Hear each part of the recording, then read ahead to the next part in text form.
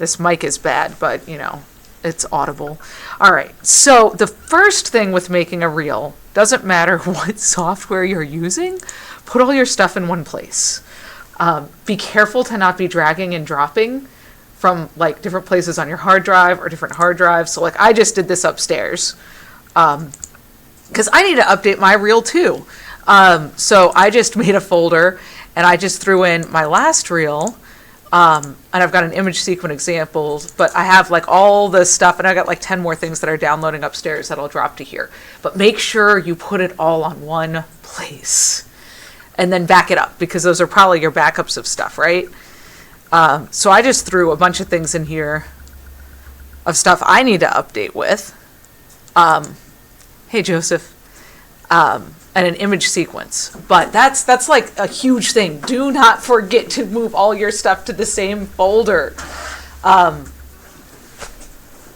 Yeah, I don't know. That's just like a TED Talk point before you make a reel. Put it all in one folder. And try to keep a copy of everything as soon as you finish things because it's so easy for it to drift apart.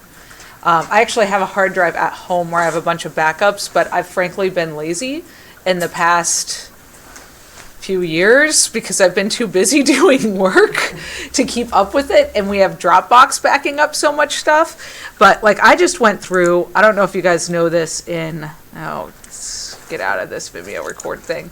Like in Vimeo, for example, if you have your stuff going to Vimeo, you can go to your library.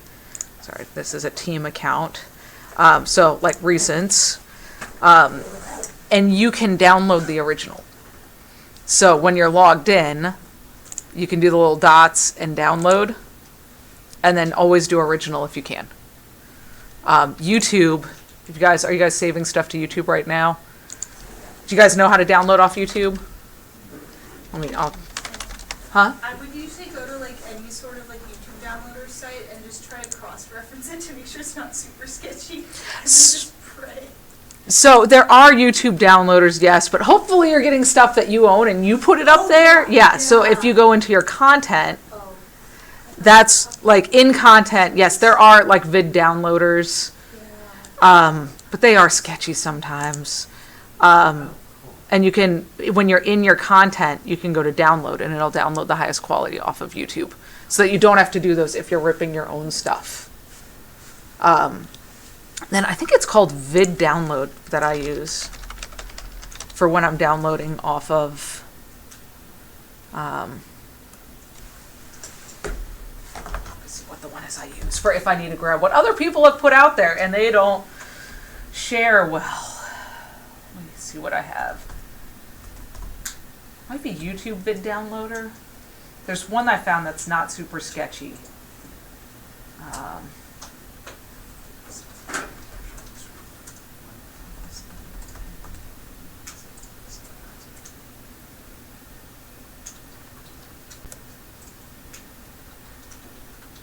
I have it bookmarked.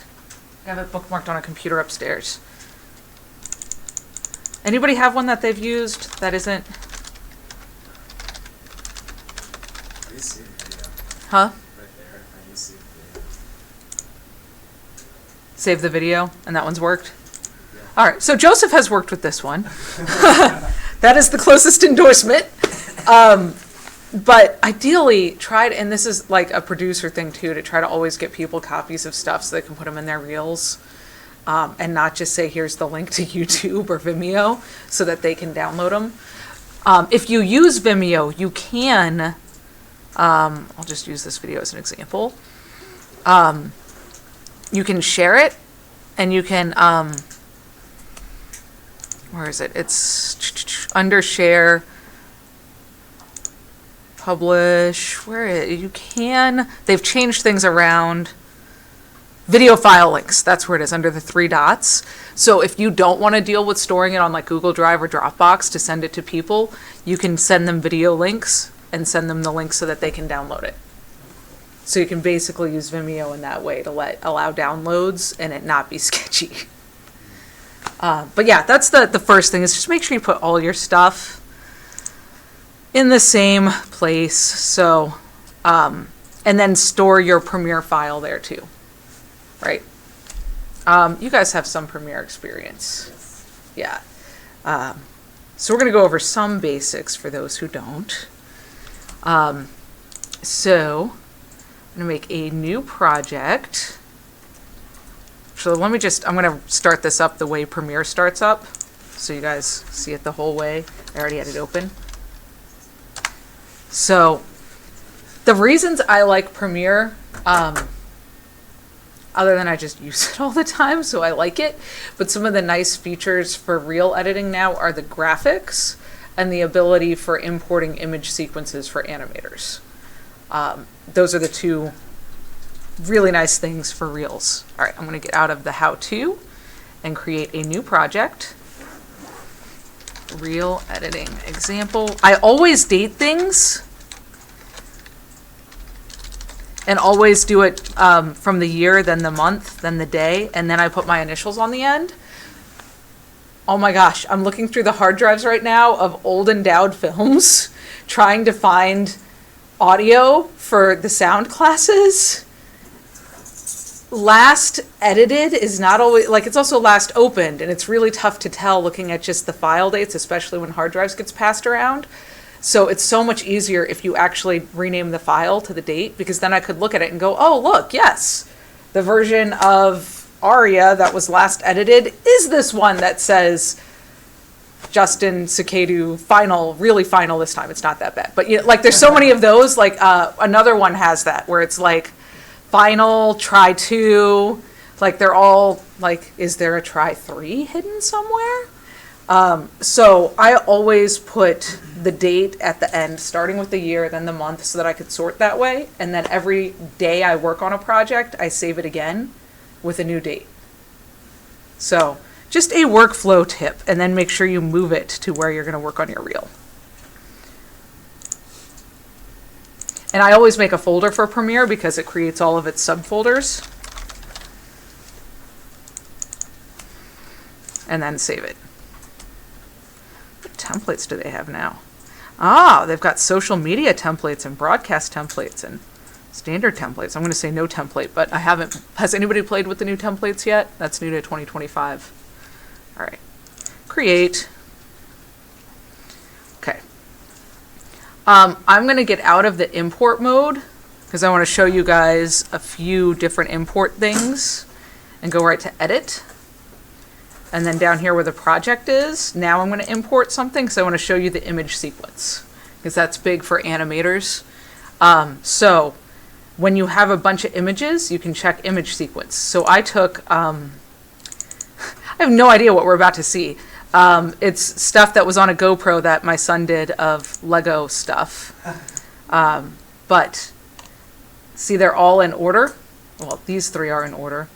And I don't know what happened in the middle. So we'll do this one. And if I say it's an image sequence, and this is the lowest number sequence, it's going to import them all as a video.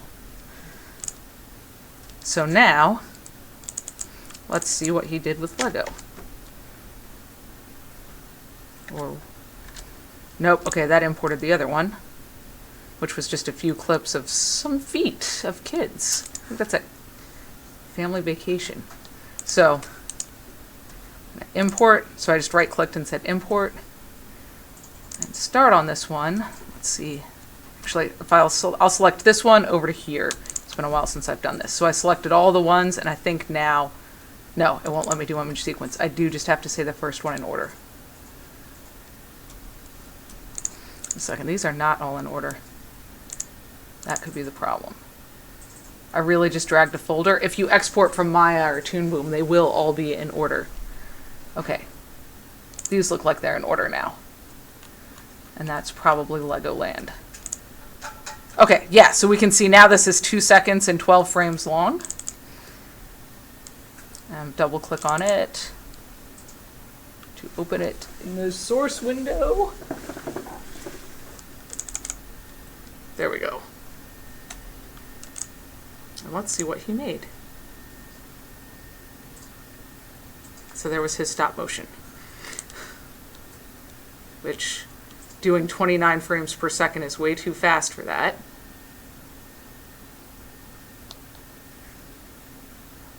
Oh, and there are his friends making faces. All the things we missed. Huh? Right, yeah.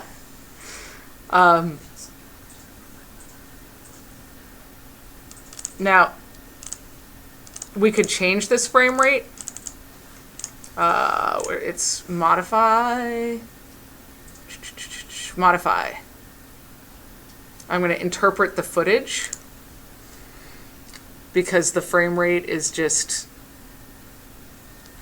way too fast. So let's try like 5 frames per second.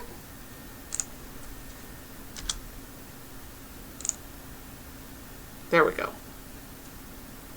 So you guys may find this with animations. If you didn't animate at 29 frames per second, you may want to put it in at a slower frame rate.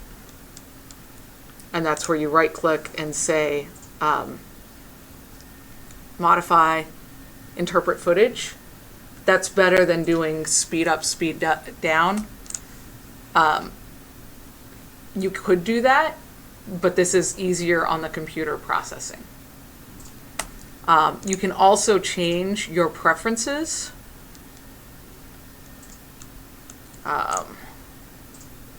For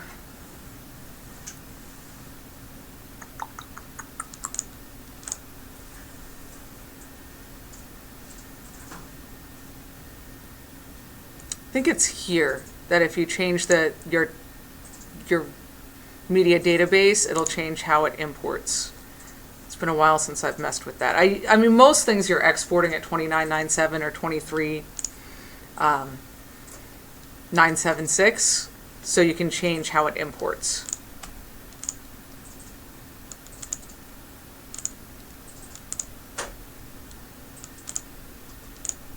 Okay. And always never trust autosave, save manually. Now I'm going to throw in the folder of all of my examples.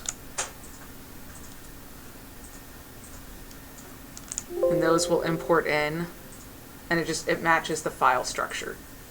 These are all exports that I just pulled these literally off of Vimeo and YouTube like an hour ago. Okay, and I think that one had not finished fully downloading. So I'm going to make a folder for image imports.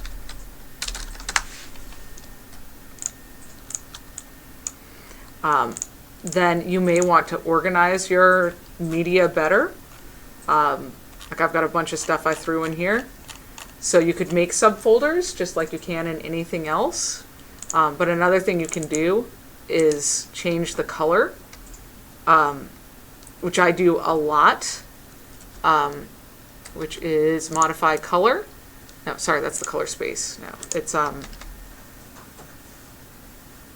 label. Sorry, label. And then you could change the color. So if you have like, hey, I haven't used this yet, so leave it all the default. Then once you use it, change it to another color. Or if you're like, I'm not sure I want this.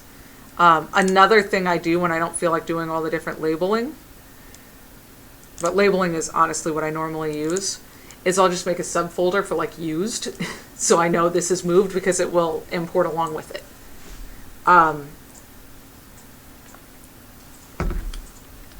Any questions on that so far? Yeah, Emma. I am properly focused because I had it in my head learning Premiere and not thinking about getting all my files over. Yeah. So I didn't bring my laptop. Is it okay if I like add it in the comments so I can probably be there and back in like 15 minutes? Why don't we go through the how-tos first and then go grab it so you can just take this time to work on it? Okay. Yeah. Is it okay if I just use this time to work on audition stuff? I realize Could I'm... you jump to this?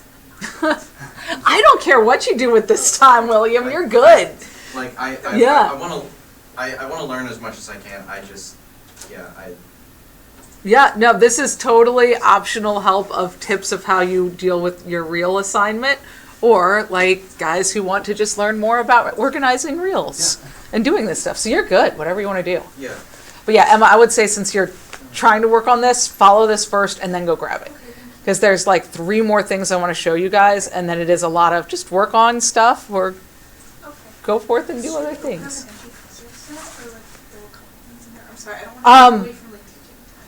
I don't know, actually, if you want to open up an empty project to follow along, because it probably is just showing this and then go grab your footage and do it, and I'll be here for as you remember how to do it. Okay, thank you so much. I think that's, yeah, I did not schedule and plan this the way I do a normal class, because it really is kind of question driven. I want to show you guys settings things, because those get messed up a lot, and the graphics in Premiere, because those are two things that help people really bring their reels up. So don't, like, if you look at your stuff likely looks like mine, where everything is in different resolutions, or quite a few things are in different resolutions because of wherever they came from, right? So I have like some really old stuff that's 640 by 380, right? Because that, and I have it saved 1080 somewhere, but I don't know if I'm going to find it, right? This is what I just pulled off of, yeah, up to, I should have some stuff that's 4K in here. There, yep. Like this is 3840 by 2160. So what you can do is take what your target is, and you can drag it to the sequence to create the sequence, or just create a new sequence with what you want your reel to be. Make it higher and then scale up. So don't go to your lowest one, go to your highest of where you're going, because you're going to keep getting better and better with your quality, right? As you keep adding to your reel. So future proof, think to the future. So I am going to take my top resolution, actually, which is, no, I don't want this actually, because most of my stuff is not in this aspect ratio, because this is 1.86, not 16 by 9. So I'm going to go with a 16 by 9 and drag this over to make my first sequence. So that's going to make my settings match what I want. Then I'm going to take this sequence and name it Reel Editing 2025 01 24, and I want to move it out of here so it's not just thrown in with all of my footage, because that's a great way to get confused. That was easier to move there temporarily. I could cut it and paste it. That's probably what I should have done. I also always make a bin for sequences, just so that there's not this whole drop of stuff. So I'll drop that in here.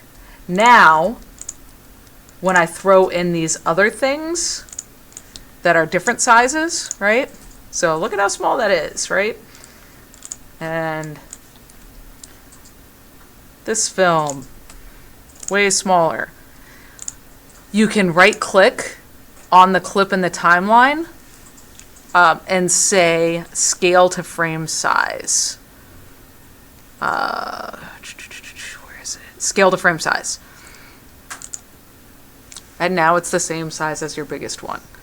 You have to do that on each one with a different resolution, or else it would make them all be, it would be different. It would guess for one. It doesn't do it for every single one, unless they fix that as a faster AI thing. But as of the last version, let's test it and see if it will, actually, because I don't know if they've changed that now. So this is 1280. And here's something that's let me go something that's really extreme. 640. And I'll select both of these and say scale to frame size. And let's see.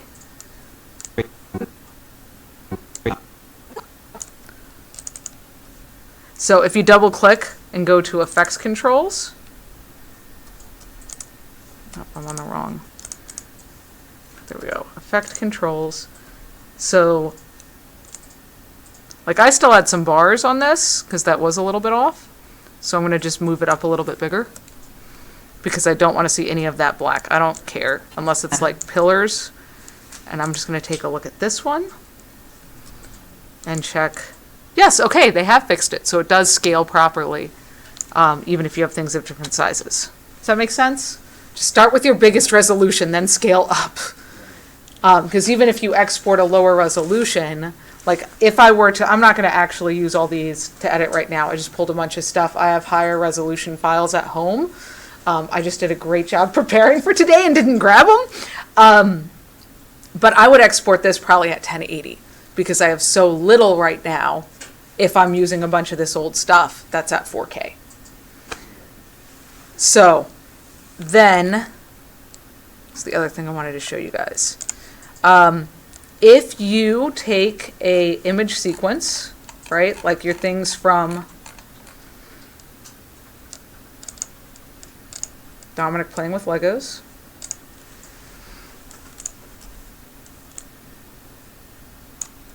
and it's this one I want, so let's call this Lego Time Lapse. Well, it's really Lego Stop Motion, kind of.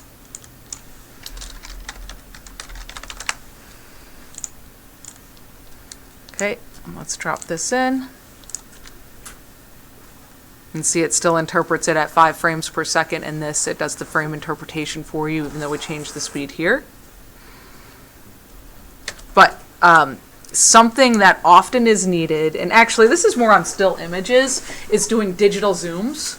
So that if you guys, do you guys have a lot of portfolio work that's not animated yet, that's going to go in your reel? Okay, so let me grab a still image. So actually, we'll just use something from this image sequence example. That's not my kid, so we won't use that picture. This is a big image. We'll use this. So I'm going to drop the picture in. I'm just going to delete out all this stuff because we don't really need it.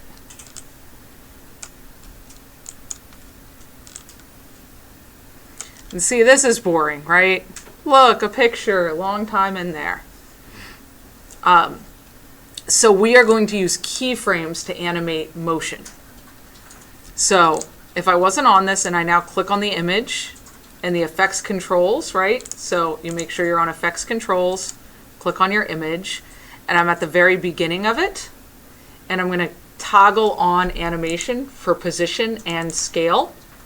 And let's say I want to start with it this size, and then I'm going to want to make it bigger. I'm just going to click down the line, and I am going to make it bigger, and it will create a keyframe. And let's say I wanted to move like a little bit this way, a little bit this way. Okay, so let me play this and show you guys what this did. So it zooms it in, but then it stops near the end. So I never try to get right at the end when I'm doing an animation like this, of just zooming in or zooming out. Then I select the keyframes and just move them to the end of the clip. That way the motion goes the whole time. And I always try to do some change in position, so it's just not straight zooming into the middle, but zooming in on a focal point, or doing the reverse and zooming out. And you can change, you can click on these guys and change them to ease in, to be a slow ease in. So I just right clicked and said ease in, and right click on these guys and ease out, ease out. And that gets you a little bit slower of motion at the beginning and the end. So if you have stills of artwork, please do some motion. Unless you're doing a big fast montage of look at all this art, then you may not want to do a lot. Or what you could do is make your montage in a sequence, nest it, and then have the whole thing zoom in or out. So I'll show you guys what that looks like. So I'm going to close this sequence, go to my sequences, and make a new sequence. I'm going to call this nested. Actually, I'm going to drag an image so that I create the sequence and let the sequence settings match. So I'll drop this here. It creates the sequence and makes the settings match. I'll call this sequence embedded photos. Okay? And I am going to make a new folder that is just photos. And I'll move this photo up. And I'm going to drop a few more photos in here so I can show you guys a few in a row.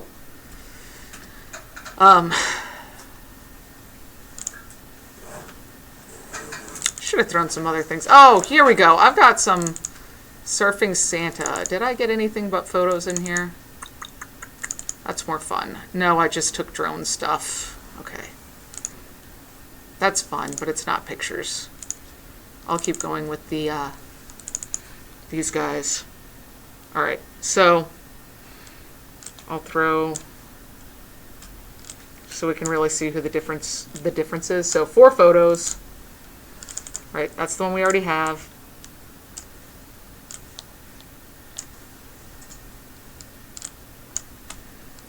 And drop these in a line, okay? So this is really boring, right? Just photo, photo. And I'm gonna change the duration on all of these.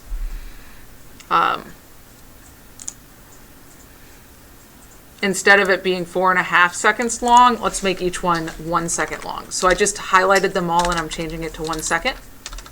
And I'm going to ripple edit to shift trailing clips so everything shortens. And there we go. Now it's 1 second each per one of these. Okay? Yeah. Is there a way to add like a default or preset so when you drag stuff in, everything defaults to being at the same? Like, Yes. That's in preferences. oh, okay. Yeah. And I think it's under media, I think is your default.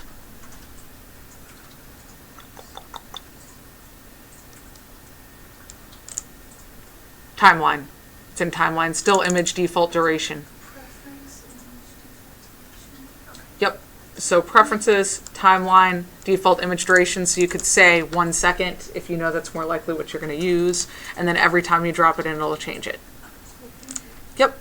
All right. So these are not particularly cool. And these are square because that's what these images were, right? Because I want to change things in the timeline. But now I can take this embedded photos timeline. I'll open up my real editing timeline. And I'm going to drop this in. Okay. And let's take a look at these effects controls because now I'm controlling this whole set of pictures.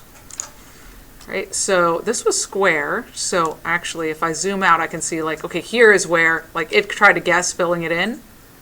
So if I make it like this for 70% makes it full sized. Now I could do the same thing with adding keyframes. And let's say now I want to zoom out. So I'm going to leave these keyframes alone for the widest I want it to be. I'm going to go to the end and add keyframes.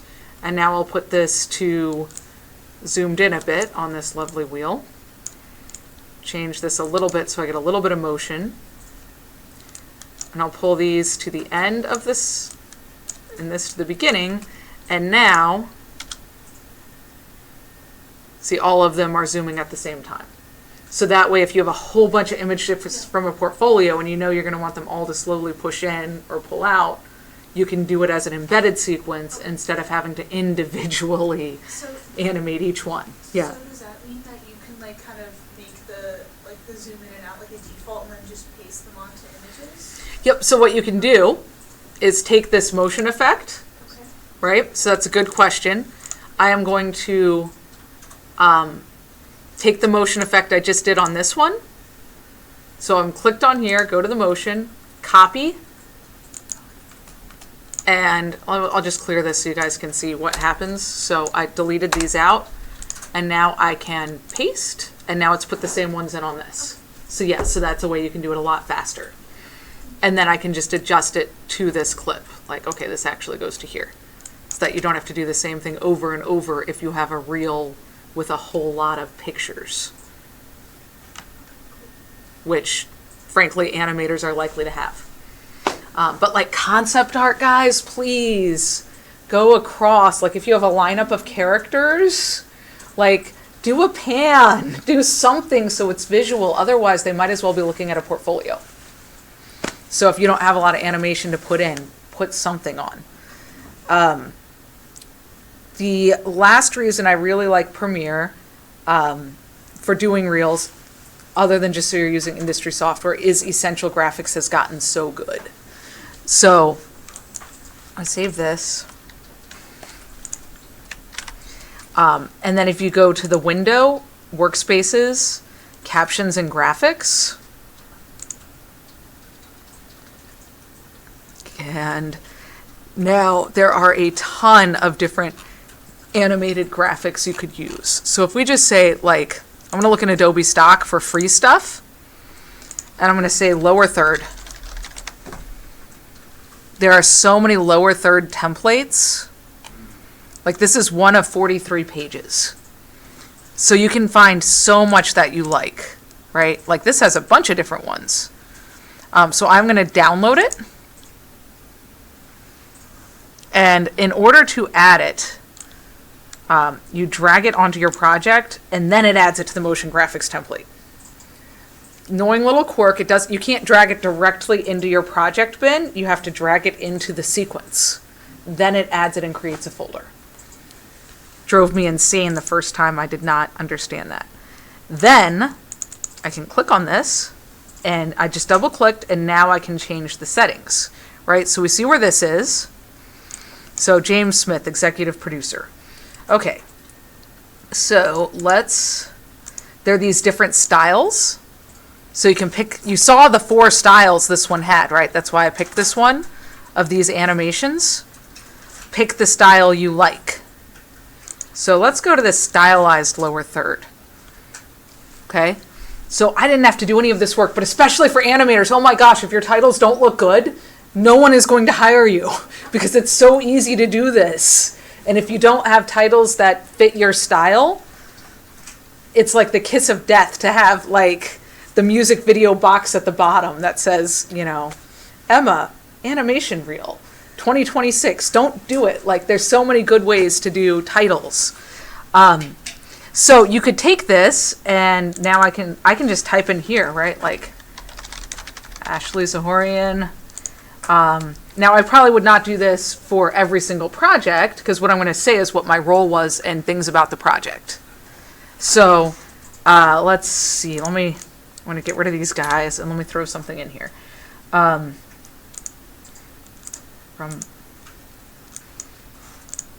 my examples, let me throw something in I can actually put something on. Okay, so like every single thing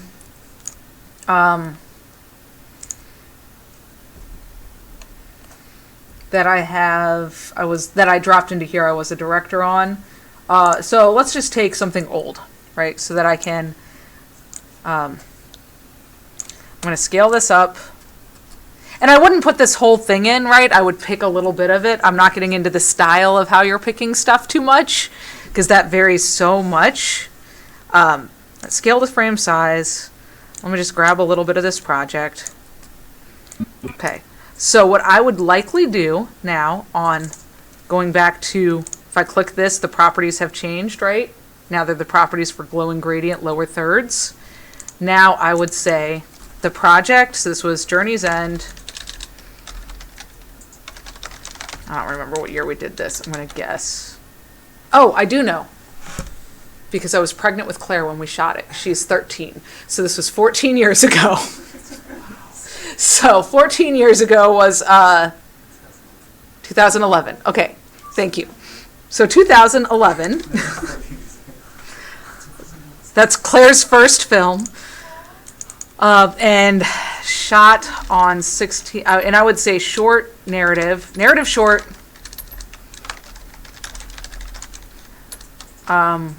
shot on 16 millimeter film, because that was what was cool about this film.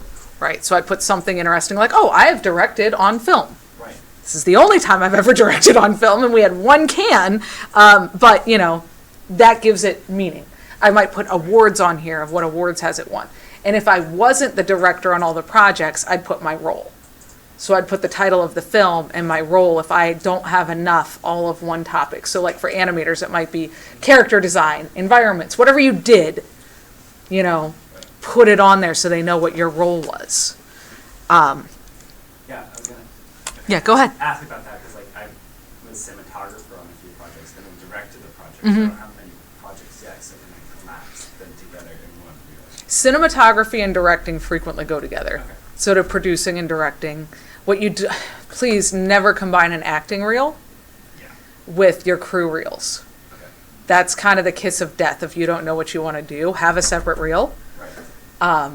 Because if you get to the point where you're specifically being hired because you have both skills, they would have looked at both reels. Right. So don't combine those, and be careful to not be all over the board if you don't have to be. It's better to have shorter targeted reels to the job than to have like a 5-minute long reel that covers everything you've ever done. Right. You know, people can click on the buttons and see which reel they want to see of your work. But if they want to hire you to be a director, they may care about your cinematography skills, Yeah. right? But if they want to hire you as a script supervisor, they want to see complicated continuity scenes that you've done, Okay. you know? If they're hiring you to be production design, they want to see really great production design. Yeah. So editing shows stuff that had difficult edits, like comedy and comedic timing. There are two really creative reels that I've seen recently. I'll try to pull those up in a minute. Yeah. One is for a director where half of it was actually endorsements from his cast and crew. Oh. It was in a lot of behind the scenes. It was really well done. I'll find it. He actually had his agent made it for him. He had just signed with an agent. I'll track that down in a minute. And then the other one last year was actually for business planning for animation. Somebody was showing post sound design. So they screen recorded stuff in Audition and showed their organization, and they muted tracks out so you could see what they had done. And they played the video with the just production sound and then flipped on their sound. That's really clever. So that was real. They don't have to be just montages of what you've shot. Gotcha. It's really nice when you mix it up. So I'll pull some of those up and show you guys and make sure those are linked for the rest of the class too. Well, for you guys' class. Yeah. Really quick, so for lower thirds with animation specific projects, if you did something for a class, how would you like format your lower third for that? Don't mention it was for a class. Give it the project title. You are professionals who happen to be students right now. Okay. So don't put a flag to this as student work. Your work is professional. This was student work for me. I don't remember what class I managed to attach it to so I could shoot it, but it was a student project technically. But don't put yourself in a student box.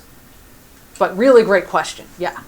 Yeah, you want to just put the title of the project or what you did, concept art, anime characters, right? If you don't have a title for it. But try to give things a title. Whatever your working title was, use it. Yeah, good questions. Thank you so much. Yes. I had no idea. Yeah, I'm so glad I'm here, even if I'm not like that. yeah. I mean, Wow. and then go get your stuff and play with it. So with these lower thirds, right, then you can change your position to wherever you're going to want it to be. Why is that cutting off the end? Because that's within its box, and its box for this is actually not the full screen. So I double clicked on it because it was a different aspect ratio than my film. And I think Journey's End actually was shot wide. And in this case, because I want to show that, I am going to leave it with the bars. Yeah. Because I want to show the whole film. I'm not cropping this. I'm trying to show off, look, I could shoot on 16 millimeter film, right? And I would go through and pick some specific things that I want to show. I'm not going to do that right now because I don't want to get into the artsy stuff. That Right. really is personal. But I may mess with my reel some while you guys are working on your stuff when you don't need me. But with your thirds, you can kind of come up with your template. So I'm going to click on this glowing. And then let's say I want to, and try to stay title safe, which means don't get too close to the edge, basically. It's technically, I think, 20% of the edge of the screen is title safe. And this one, because I have the bars, I might do this and make it look cool. And then you can change, you can do all kinds of controls, right? You can change your colors. You can change your font, right? A lot of these have those controls. So you can take something that was stock and customize it. Then you've got your template now, and say you have another project that you want to label, right? So let me show in, I don't know, I'll drop in a grant pitch video, right? I probably would not put these both in the same reel. This is a corporate thing. Scale to frame size, but whatever, PTI pitch. Now I could copy, and I'm going to change my destinations to match. And now I'll throw this on, and now I can change these controls for my second title. And you see in your graphics, each title comes up. So I could call this one now PTI pitch. And this would be corporate pitch video, actually. So I'd probably call it not PTI pitch, but PTI business incubator. And I probably did it in 2014. So I usually put years on things. Not everyone does. I like to give context. Right. The danger with putting years is if you're lazy on updating your reel, and then they look at it and go, well, what have you done, right? So, but this doesn't change, you know, the other text. So right there, and now it's like that. And you can also look up, you could use the same kind of template for titles, but you can also look up like title, film title, and see what comes up to come up with what do you want to do for like your introduction. Do something animated. Make sure your name and the position that you want to do is in, and you should always have your contact information at the beginning and end of a reel. Some form of contact information. It doesn't have to be your cell phone, but some way for them to reach you and for somebody to not so easily steal your reel. Yeah. Do employers want to see you having your work shown chronologically, or do they want to see it shown in what you think is like best to like not as good? Best to not as good. Okay. Because you don't want to lose them. Okay. Do you still put Yeah. years though? Huh? Do you still put years though? I do. Okay. And that is a choice, but that is really important, is you want to put your best work first, because it's rare they're going to make it past 20 seconds, Emma. And if you don't put your best work first, it's really unlikely they're going to make it past. So be careful Okay. to do your best first. So they just have pretty short attention spans? Yeah. Okay. I can work with Yeah, that. and that's why it's better, like 30 seconds in a reel when you're getting started is okay. It's better to do 30 seconds and it be good than to do 2 minutes and it be blah. And these days, past 2 minutes is really starting to stretch it. Okay. And that's kind of at that student level, right? Right. Now, other people who have been in the industry a long time may exceed those parameters because they already have a reputation. Right. And people are more likely looking at their reel, not for are you competent, but does your style match what I'm looking for? So that's where more style shows up. Music, be careful in your use. Please use music if you're doing still images, and start with some sound, because you don't want people thinking, is there sound on this reel? So don't start it in silence, and make sure you fade in and fade out. Those are mistakes I see a lot. So don't leave it in the background. One of the really nice things, and I don't think I emphasized this quite well enough for you guys as producing class, but make sure when you send your stuff to your actors when a project's done is to send them a version without music Yeah, I remember that. so that they can edit more easily. Otherwise, they're really stuck committed to a scene. But it's tough if they have to cut up with music in the background, and most film has music in the background, and they just need to show off their acting. But this is how we can, even in professional world, you're so often not paying cast and crew, but you're paying them with what they can go forth and, you know, use to promote themselves and get paying jobs. So give them something they can use. And I'm totally pot calling the kettle black. I need to do a better job on this too, but give them stuff they can use.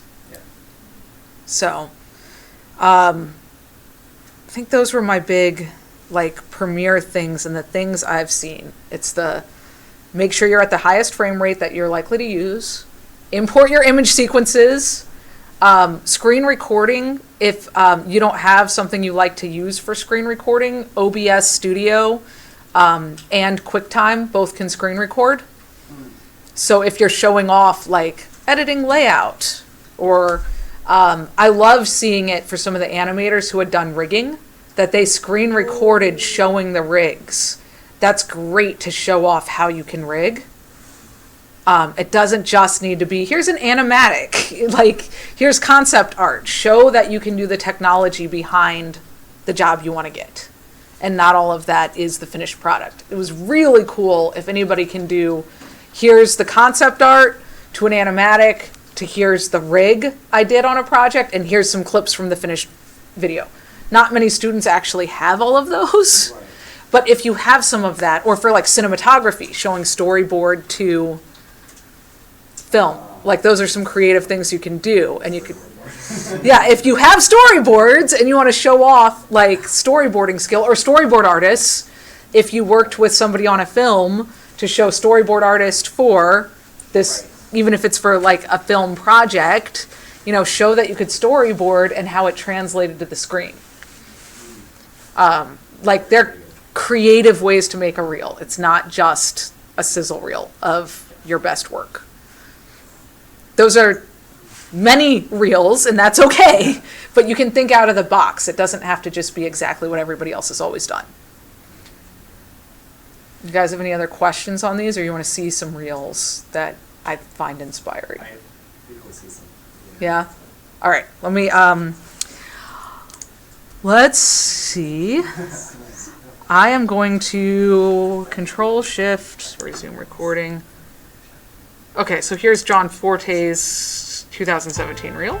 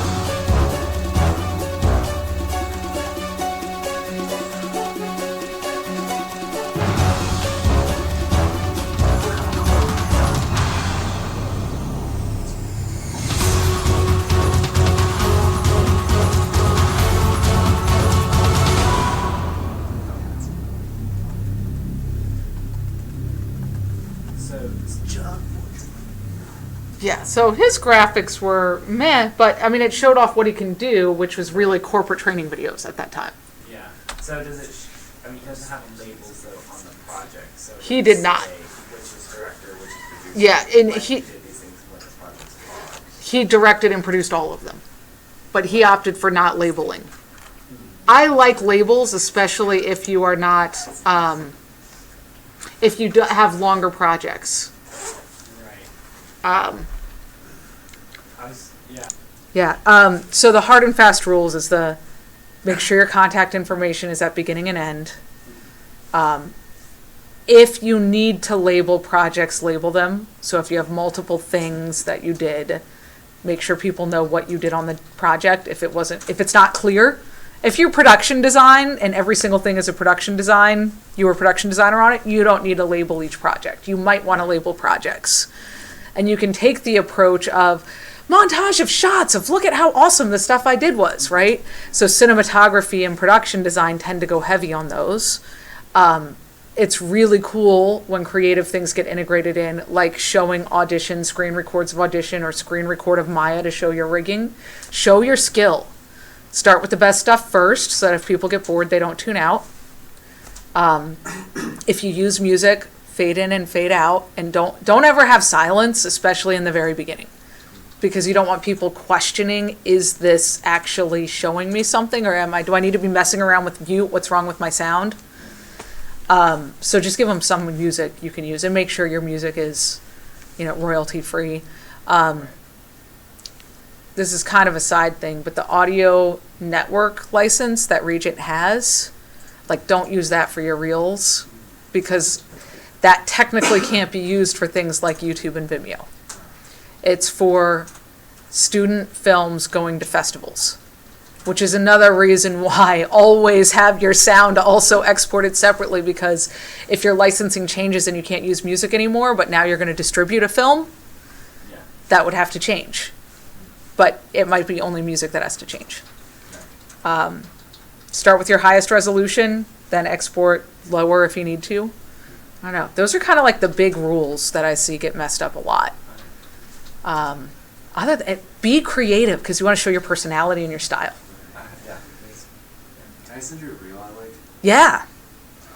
Do you have to put your phone number in it? No. Okay, good. Because No. I feel like, I don't know, Just for some contact Is information. email good for stuff? Email's fine. Email? Yeah. You want to have something. Okay. I can pull up my email on here. Okay, but I'm gonna stop this recording, because that's pretty much this on Reels, and now I can